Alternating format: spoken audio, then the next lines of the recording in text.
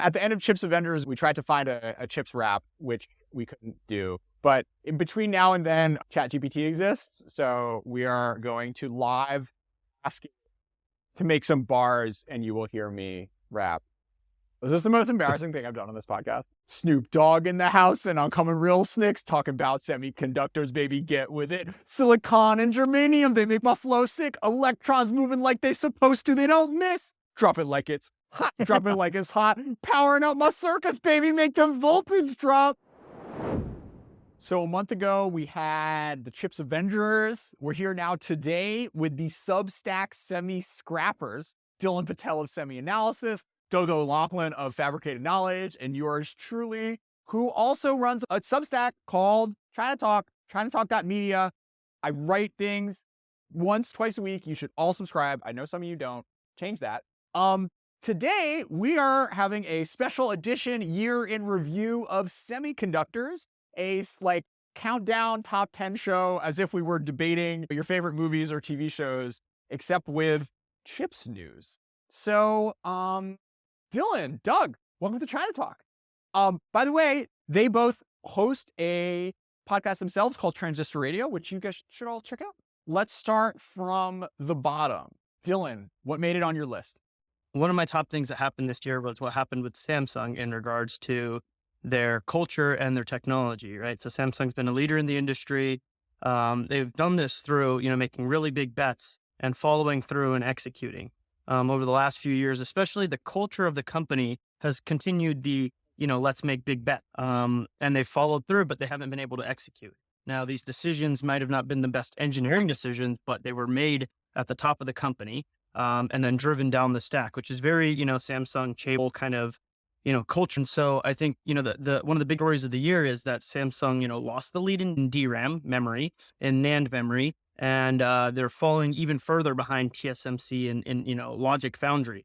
So they've lost a lot of their technical competence that had them at the top of the world of the semiconductor industry, as well as, generally in technology, and they fallen in those regards. And, they're still a massive company. They'll still be sick. They're not quite the titan they were, even a few years ago. And in China Talk, where Jordan hosts guests that talk about Korea, I just want to point out one other thing, which is the Samsung chairman sort of was in jail for drug abuse, and he got put out, right? He got released, and so part of it is they sort of were in a state of paralysis or inaction, making big bets, and now he's going through and saying, trying to make some crazy acquisitions of companies. At least they're hosting talks about this behind the doors. And then maybe that's why the cartel is broken. He's like, no, I'm the chairman. We're going to take share because we're just going to keep spending instead of being in this happy cartel where everyone makes money. So my number 3 was Intel.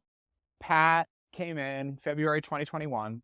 And basically through reading your 2 newsletters, I got a little excited. Maybe there was a pathway that we could have this real rejuvenation. And I think sort of your coverage has really convinced me that the prospects of that happening are a lot lower than maybe people had hoped for 2 years ago. So I'll leave the deep analysis to you guys. But what do you all think happened over the past 2 years? I don't think what's happening now is actually his fault. To be very clear, right? The products they're releasing today are technical debt from 16, 17, 18, not sort of what he's kicked off and what he's been able to change. The only effect he would possibly have is morale and maybe exiting some businesses and sort of that sort of stuff. The strategy of investing more in fabs. The truth of the matter is like this probably would have started happening in 2020. But then COVID happened. And so there was a huge surge in demand, at least for their actual business. So the business probably would have imploded in 21 if it weren't for PCs going crazy and data centers going crazy. But they've really, to clear up all the technical debt on the process technology side, right? On catch up to TSMC and Samsung, for example, right? That takes till 24 or 25. Right. That is regardless of what, and that's optimistically if they execute. So Intel's in a horrible place and it's actually going to get worse next year. But there's still reasons to be hopeful. How much of Uncle Sam's money can they get to tide to tied to that point, and actually Europe's as well. But we'll see. But they're not in a good place, and the effects of sort of the new management team aren't really fully felt on the technical products as much as they are the culture. Which there are positive and negative things about the new. Great. Dylan, what's your number 4? So my next one would be China being the world leader in NAND process technology. So everybody focuses on logic process technology all the time, right? What's the smallest nanometer? What's 7 nanometer, 5 nanometer, 3 nanometer, so on and so forth. But almost just as critical to the world is memory, right? And one of the two major types of memory, NAND. China has created and shipped the highest density NAND in the world, full stop. That is retail purchasable today, which is YMTC's 232 layer NAND. And this isn't like, oh, they stole technology, or, oh, they hired TSMC head of R&D and did this, right? Yes, they did poach some folks, but actually most of this a lot of this was domestic effort, right? So people who will say China can't catch up, China won't be able to catch up, not being able to purchase tools and sanctions withholding, they absolutely can catch up and exceed Western technology. Now, the yield isn't as good as some Western companies, or not Western, but Asian as well, non-Chinese companies like Japanese and Korean. So the yield isn't as good. They still have to ramp it to a huge volume, but the fact that you can purchase this on the open market, people purchase it on the open market, done teardowns, founded in SSDs, is huge, right? So it's just a testament to the semiconductor industry is not a brick wall. No, actually, they broke through that brick wall in places, and they will break through. China will break through the brick wall in every place because they have amazing engineers. Doug, number 3. What do you got? ARM is suing Qualcomm for the Nuvia licenses that they're using, and essentially saying that that is a breach of their contract and that they need to essentially renegotiate these contracts at a higher level. Dylan probably has the better technical overview, but that's my gist. Is essentially ARM is saying, no, that doesn't fly. You have to do another. You have to pay us more, essentially, and they want Qualcomm to pay them more, probably because Qualcomm is one of the largest users of ARM in the world. And what I think is really interesting about that is it's not just the Qualcomm and ARM. It's more about what is happening in the ARM ecosystem, because the ARM ecosystem is in kind of a weird place. It's been like a really awesome time for the ARM ecosystem whenever underneath SoftBank, because SoftBank was like, sure, reinvest in this business, don't make any money. We want the ARM ecosystem to take over the world and do really good in data center. And then what happened is when SoftBank tried to sell ARM to NVIDIA, and then eventually, obviously, that deal went through, it kind of froze ARM's in the entire ARM pipeline for a year during a very critical time, especially for the data center. And when the deal fell through, they instantly had to lay off 15% of the people. When the deal was happening, they couldn't give any price raises. A lot of people left. It really put the future of ARM into the most flux it's been in a long time. And then the second it was over, ARM is like, okay, well, now we're gonna have to be our own company. We're not making enough money for this. So they literally turn around and they go hit up one of their largest customers to get paid more. And so I think that really takes away from the spirit of the ARM ecosystem, and also kind of kills some of the growth and potential momentum in the ecosystem itself. And I think that the ARM Qualcomm deal is actually a symptom of the malaise that is happening within the ARM ecosystem. And I think it makes me a little bit more bearish about the future. Now, to be clear, I think the Neoverse platform is going to be really well adopted. The hyperscalers are still in-housing their stuff, but the long-term viability of ARM feels more in doubt than it used to be. And I think Risc-V really does feel like it has a much better chance. And if you're on the fence about ARM versus Risc-V, the Qualcomm, what is the word? The extortion there really pushes you to Risc-V. And I think that's one of the bigger things that happened this year, because it's more industry level of where ARM is at. And I think that's really interesting. It changed my view of the healthiness of the ARM ecosystem. I don't know about you guys. I would love to hear your take on it, Dylan, because I just thought it was interesting. Sure. So, I could bore you with the technical details of the lawsuit. I went through all of the filings, and I made an article about each one of those. But that's not really relevant, right? So what's important is, which, as you mentioned, right, ARM needed to be profitable, needed to be a sustainable company to IPO. They can't be. Okay, how do they extract this money? Oh, by the way, 2 of the 3 biggest companies out there using ARM technology, Apple and NVIDIA, have the best deals ever, right? NVIDIA has a 20-year deal, and Apple deal terms are unknown, but they basically founded the company back in the Acorn computing days. Not exactly, but so they also have an amazing deal. So then, who's next? Where do I get money from to fund this? And their whole thought process seems to be, we own the smartphone market. Let's extract margin out of the smartphone market. We've given away technology at cost, basically, for years. So a few things, right? Hey, start paying us more. They've been raising the royalty fees on cores and so on and so forth, every generation. The next thing is they're suing Qualcomm to try and make them go through what they probably are correct, right? They're legally probably are going to win this case or could win this case, but the damage is 4 years of lawsuit discovery, every bad thing possible in the Risc-V ecosystem sort of accelerating so fast because of this. So they very likely could be correct in their lawsuit. They have the rights to do that, but the optics of it are so bad. And then they're doing some shady stuff, allegedly, very allegedly. People have only said this in person and no one else will put it in writing. They're telling other customers of ARM CPUs in the mobile world that you have to license our GPU. They're telling, which is gonna, instead of using, if you're not using your own, right? You can't use another company like Imaginations. They're telling companies all sorts of very sketch things, if you will. Like, hey, OEMs, Qualcomm won't be able to sell you a chip in 2025 unless they sign this deal. So you might as well start using another customer, another ARM company. These sorts of things are being reverberated through the ecosystem. And it's like, you're really shooting yourself in the foot. I'm sure you'll extract a bit more money, but you're killing your long-term viability. Like, I kind of want to shake like the CEO and be like, what are you doing? Like, explain to me your strategy. ARM literally went from this like open ecosystem the where best it's like vibes ever. Literally like the king, like the king of vibes was just like, yes, yeah.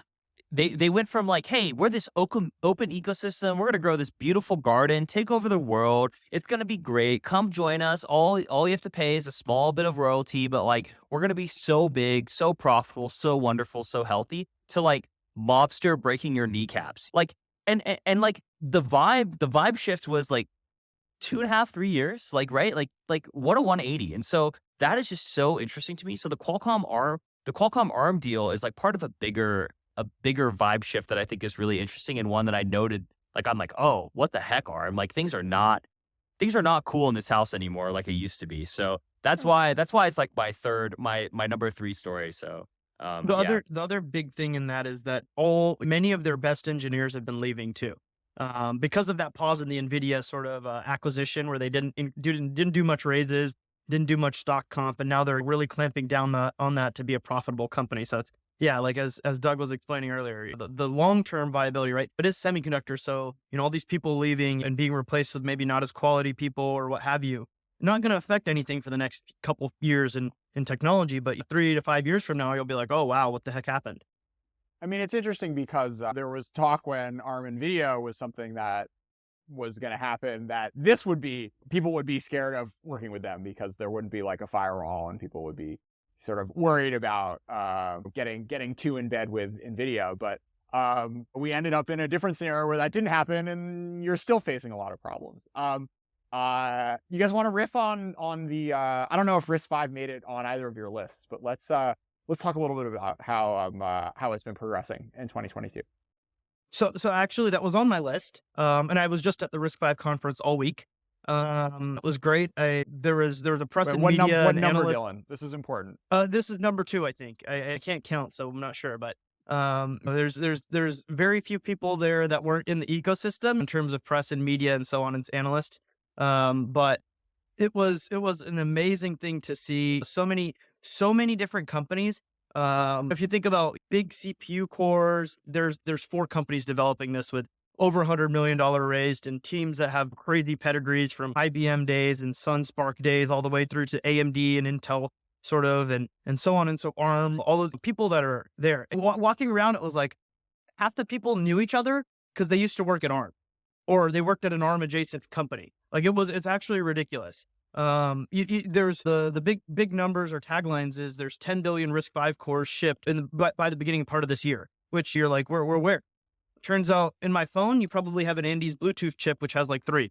And I use a Qualcomm phone. Qualcomm's actually been using Risc-V as control and security and management and microcontroller, that kind of stuff, for 3 years now. And so many other companies. Your Bluetooth headphones, if they're not Apple, They most likely have Risc-V in them. It's so many random things like that. That is, you don't know it, but it's there.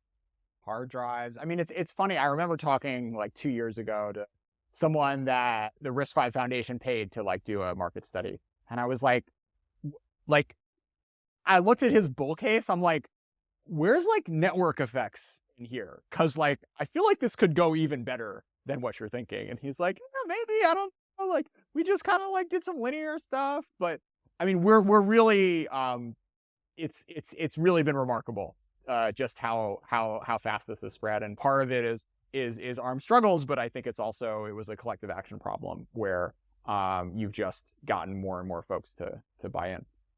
Well, my favorite part about this is like talk about a vibe shift. Like if it, like it really does seem like Risc-V just like, I mean, there's been momentum and everyone's been talking about Risc-V. And like, to be clear, those 10 billion cores are definitely lower part of the value chain. So it is very like a very small part of the market, but like it really does feel like the exponent of increase is really happening right now. And so this is semiconductors. In 3 to 5 years, all of a sudden, we're going to start to hear some big design changes that really kind of shift into Risc-V's favor. But all of this kind of is happening at the same time that ARM is imploding. So, or not imploding, but like are facing challenges. So it's definitely a story. It's not on my top list, but I thought it was really interesting, and I love to hear the energy that's happening in the industry. So, and yeah, I'm jealous of you getting to go to the Risc-V summit, but it seems like it's really alive, and like people are designing there in a way that the x86 and ARM ecosystem aren't really seeing at all. So there's energy. The one other thing I wanted to note is I was always in the camp of, oh, it's 10 years away. It's 10 years away from anything really like user facing, right? Think your smartphone, think a data center.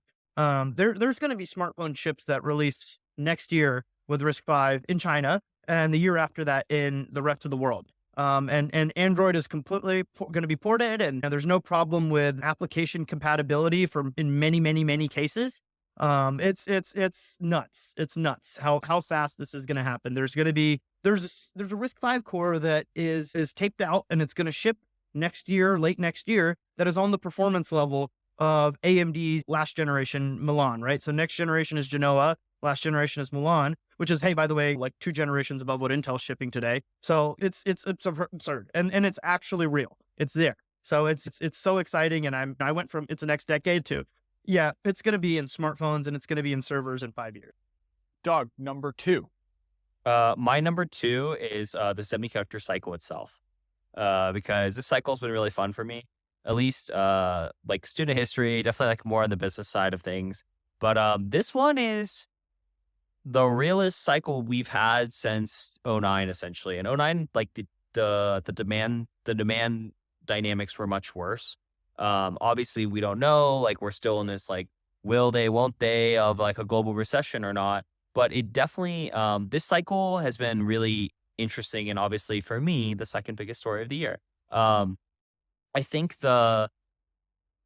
this will be like if you've been following the industry, the cycles have been getting better and better over time, as in like less intense, less crazy, less like massive over inventory, less supply driven. But like this cycle on the upside was extremely almost like beautiful in terms of demand, like the ultimate upcycle. And then we're not having like the ultimate down cycle. Like this is not the 1990s, but we're having a meaningful down cycle, and obviously like not addressing the fact that this cycle is about as intense as or will probably be as intense as 09 without anywhere near the like end market intense like destruction. I think that makes it the number 2 the number 2 story of this year. And so, yeah, the inventory cycle that we're currently going through, that is my number 2, my number 2 story. So I don't know.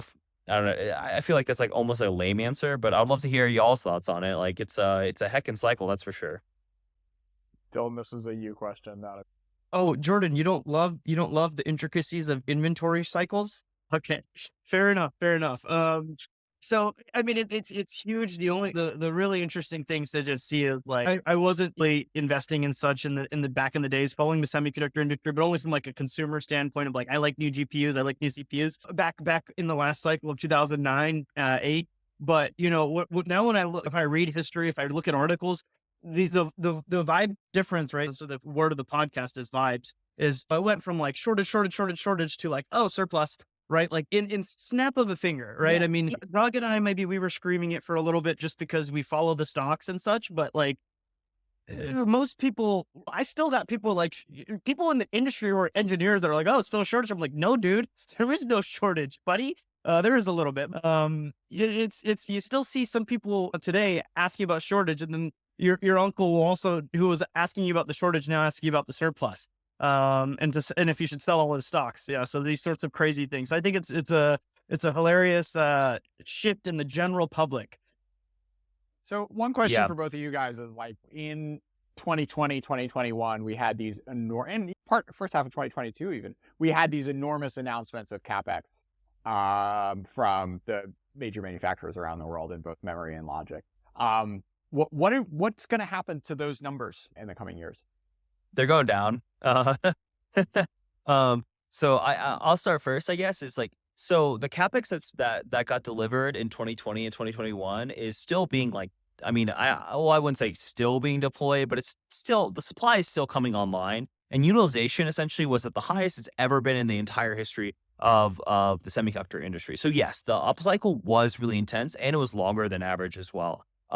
The down cycle itself, one of the things that's really interesting is if you look at the 2018 cycle in memory, it was really tepid. And I think that many investors, myself included, had a belief that because of the memory oligopoly, things would be a little like chiller from here, if that makes sense. And now we're after like 2 quarters of like down 30% pricing or something like that. We're like, oh no, this is still just as intense as it used to be. And I really feel like that kind of has broken the belief of cyclicality getting a little better. And maybe this cycle's down is mostly because of how up it was. And putting that into context will maybe alleviate how ridiculously cyclical it is, or like make you appreciate the down cycle. But yeah, what's also weird is even right now we're talking about an over inventory. There are still segments of the industry that is in undersupply, which is, or no, like, yeah, where it's like we cannot get enough 8-bit MCUs. And maybe if because I only did 4, I'm going to actually insert one. Like, I feel like the leading edge aspect of this cycle is really interesting,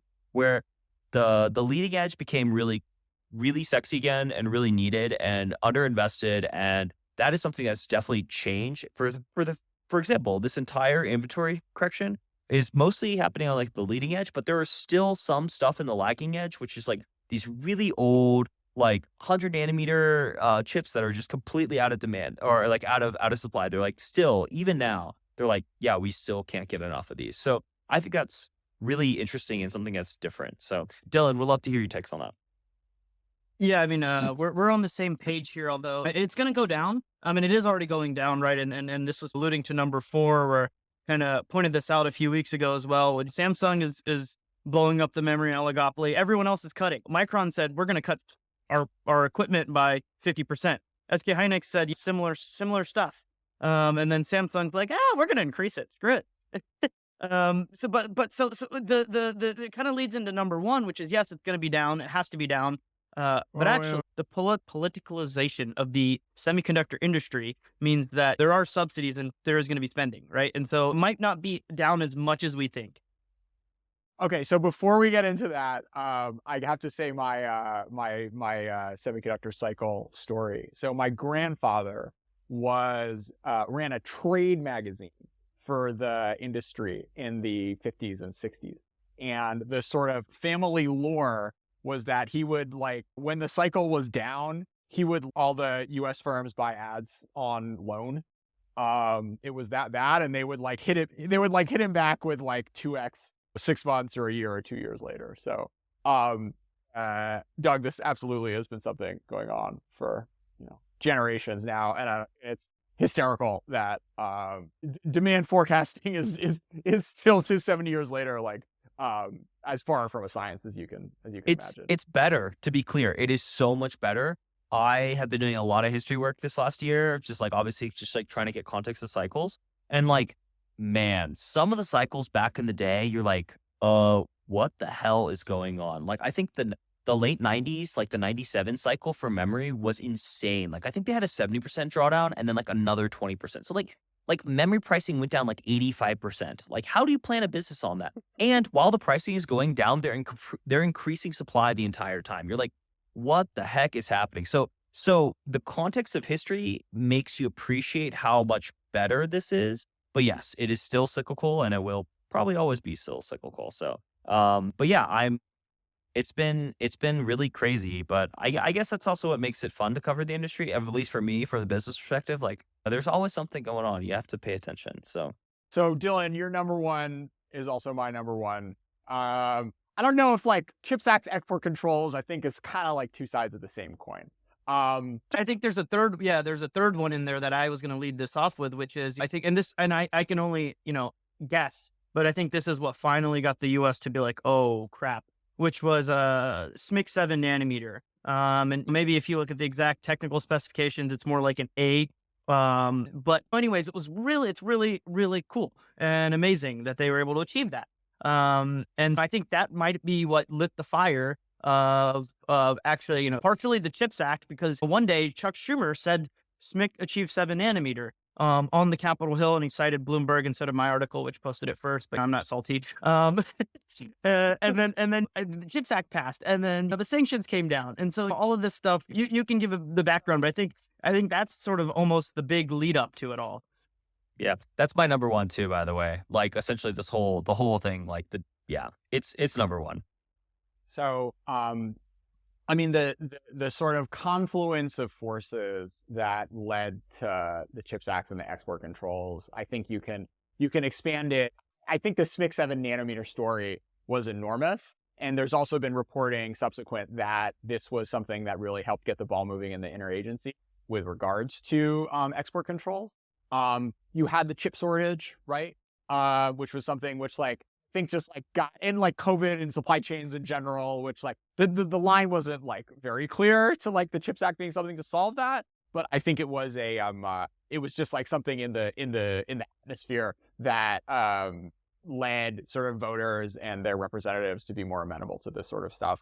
And of course, you just had Taiwan tension and the fear of something happening, setting us back, not to the Stone Age, but like decades, in terms of where what our lives would look like without access to the Taiwanese semiconductor ecosystem. I woke a lot of people up as U.S.-China relations really fell off a cliff over the past few years. So, yeah, I mean, we talked about it a lot this year on the podcast. But Dylan, Doug, other sort of thoughts, reflections on sort of what this means for the future of the industry? I think the biggest headline is it's not limited to the semiconductor industry. It's not limited to AI. This is, in my opinion, this is now economic war, economic Cold War. There's a decoupling and so on and so forth. I mean, even today, there were new sanctions that we didn't have the chance to dig through deeply yet. But I'm sure Jordan will go through them. I'm sure Doug will go through them, and I'll go through them. But it's the start of more and more and more escalation. I think that is the biggest chip year in review. Now, this is just like the world economy year in review. The decoupling is real. I mean, maybe you could argue it started with Huawei, but now it's like China, you cannot have lithography tools. China, you cannot have deposition tools. China, you cannot have AI chips. Oh, by the way, this is everything that the economy is going to be of economic growth. Future of it, a lot of it is that. So it's a straight up Cold War now, and so that's my biggest takeaway from this year. So we're recording this on December 15th. And just a few days ago, or I guess yesterday, Reuters reported that China was considering a $132 billion subsidy program for its domestic ecosystem. So it's not like either side is going to be putting the knives away anytime soon, because this is downstream of the political relationship, which is a function of sort of where Xi has been, where he's likely to go, which is A, nowhere, and B, to dark places, and sort of the response to the response that you're seeing both in the U.S. and around the world to the directions that she's led his country in the past decade. So yeah, I'm pessimistic. We had Alan Estevez in an interview late this year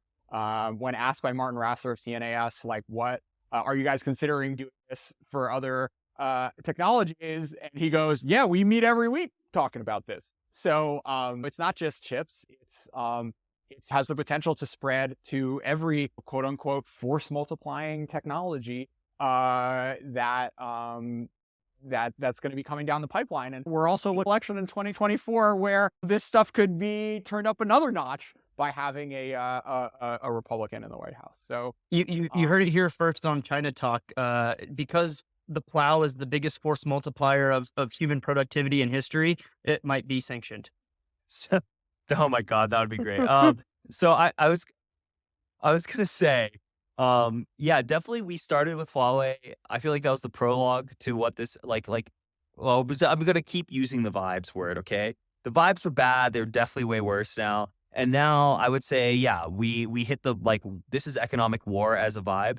But I think when we look back in history, we can definitely point out to 2022 as being the year it really all began, like the delineation between the supply chains, the thought process that, hey, both of these countries are going to have completely separate supply chains. They already have separate internets, right? Like in many ways, the cultures, like by not being able to even interact with each other directly, like we've been pulling away from each other for a long time. And I think that is, that is definitely the biggest story. It's bigger than semiconductors, but I feel like it percolated up through semiconductors. And yeah, you talking about other industries. I think they're doing a call for essentially a CHIPS Act version for like the biopharma industry. So like which is another obviously huge force multiplier for the future. So they're thinking about this, and this is just going to continue. Like there's no way. Like this trend is huge, getting bigger. So yeah, the biggest story of 2022 for sure. There's no way it couldn't be. what else do? We didn't really argue. You're supposed to like argue on these shows. Oh, So, you're so wrong, tell me Dylan. why the U.S. shouldn't ban the plow. Tell me it's the biggest force multiplier. You know what's funny is they probably. I mean, who knows, man? Maybe they'll ban some like tractors or something. Like there's definitely. It's but Dylan's being facetious. But when you talk to former Trump officials, they say we shouldn't trade with China. Like this is not like a completely fringe view that any sort of like financial commercial arrangement between the US and China, for some people in the sort of not super fringe American political universe, think that like that's just the answer.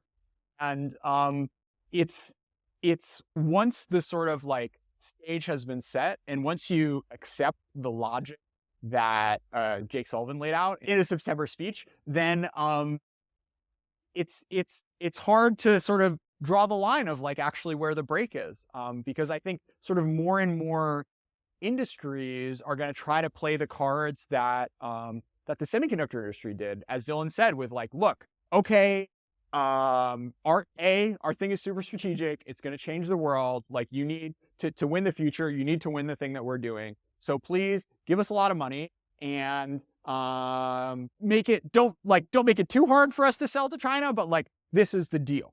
And we're going to need to be compensated for the for the cut in market share that they're going to be inflicting on us.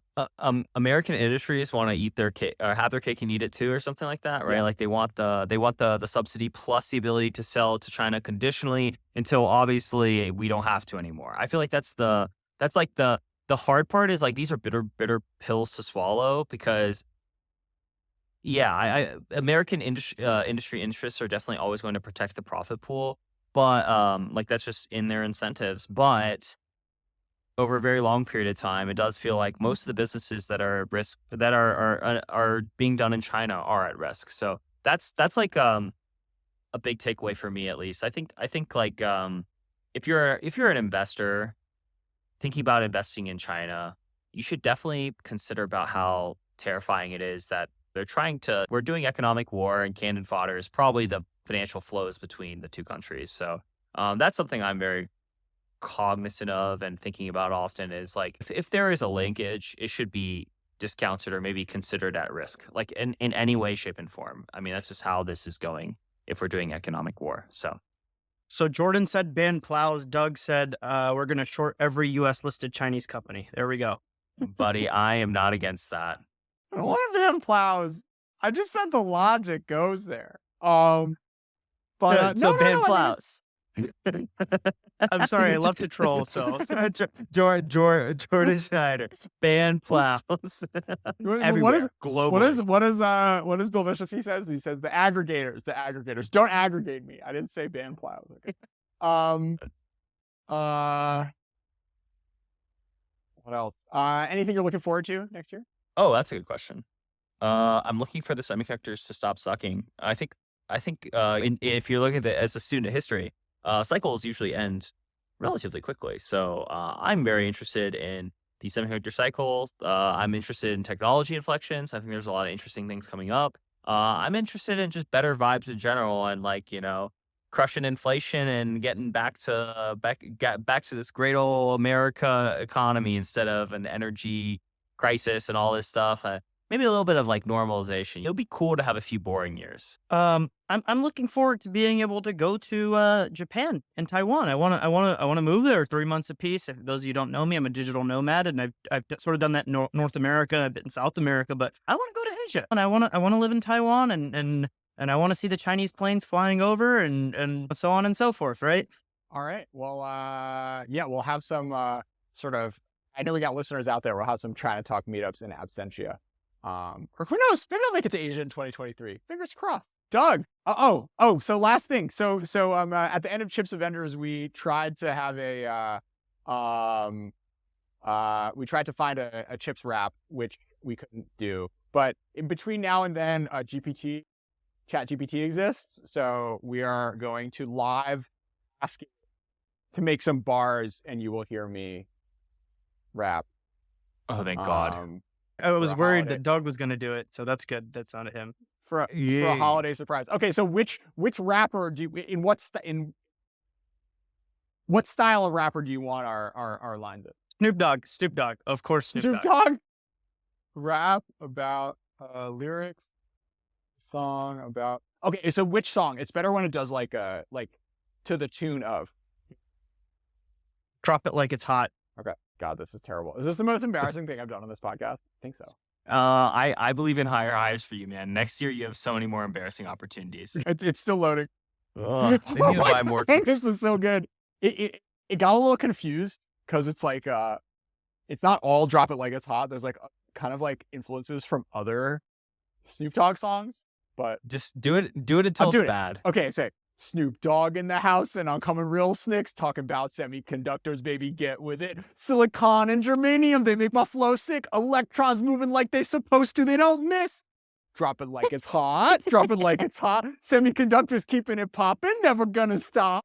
Drop it like it's hot, drop it like it's hot. Powering up my circuits, baby, make them voltage drop. P-type, N-type, they make a perfect pair. Connected together, they make a transistor, yeah. Amplified signal switching on and off. Semiconductors, baby, they never gonna flop. Drop it like it's hot, drop it like it's hot. Semiconductors keep it popping, never gonna stop. Okay, the chorus is bad. Okay. Verse number 3. So fire. Computer chips and microprocessors, they run the show. Semiconductors making things go, they make it grow. From smartphones to laptop, they make it all work. Semiconductors, baby, they never gonna shirk. Dude, drop it like it's hot, drop it like it's hot.